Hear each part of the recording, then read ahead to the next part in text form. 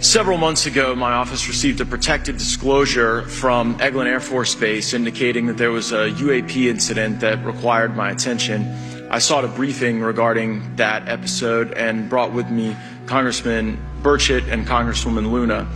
We asked to see any of the evidence that had been taken by flight crew in this endeavor and to observe any radar signature as well as to meet with the flight crew. We were not afforded access to all of the flight crew, and initially we were not afforded access to images and to radar. Thereafter, we had a bit of a discussion about how authorities flow in the United States of America, and we did see the image. And we did meet with one member of the flight crew who took the image. The image was of something that I am not able to attach to any human capability, either from the United States or from any of our adversaries. And I'm somewhat informed on the matter, having served on the Armed Services Committee for 7 years, having served on the committee that oversees DARPA and advanced technologies for several years. When we spoke with the flight crew, and when he showed us the photo that he'd taken, I asked why the video wasn't engaged, why we didn't have a FLIR system that worked. Here's what he said. They were out on a test mission that day over the Gulf of Mexico.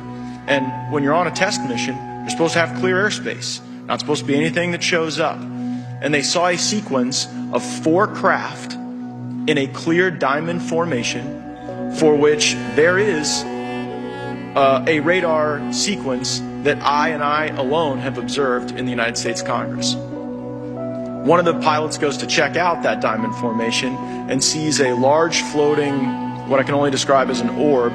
Again, like I said, not of any human capability that I'm aware of.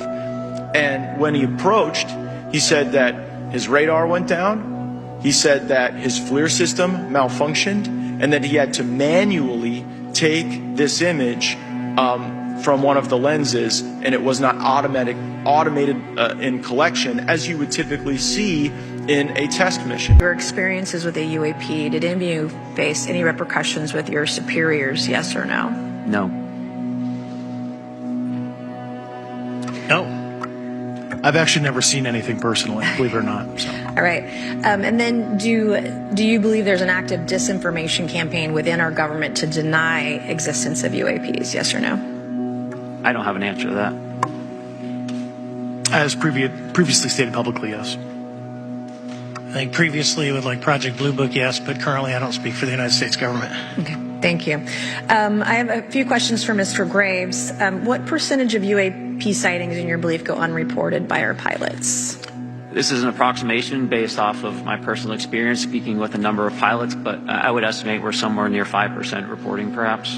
So like 95% basically don't report seeing UAPs? That's just my personal estimate.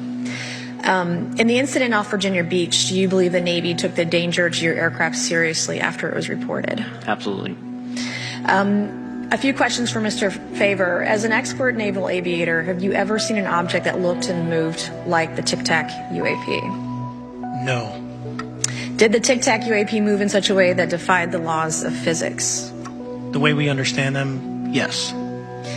Many dismiss UAP reports as classified weapons testing by our own government, but in your experience as a pilot, does our government typically test advanced weapon systems right next to multi-million-dollar jets without informing our pilots? No, we have test ranges for that.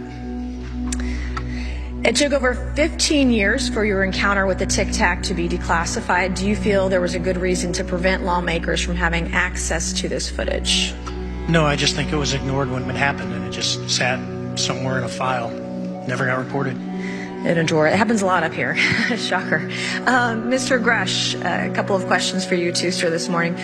What percentage of UAPs do you feel are adequately investigated by the U.S. government, of the 5% that are reported? I can only speak for my personal leadership over at NGA. I tried to look at every report that came through that I could triage. So.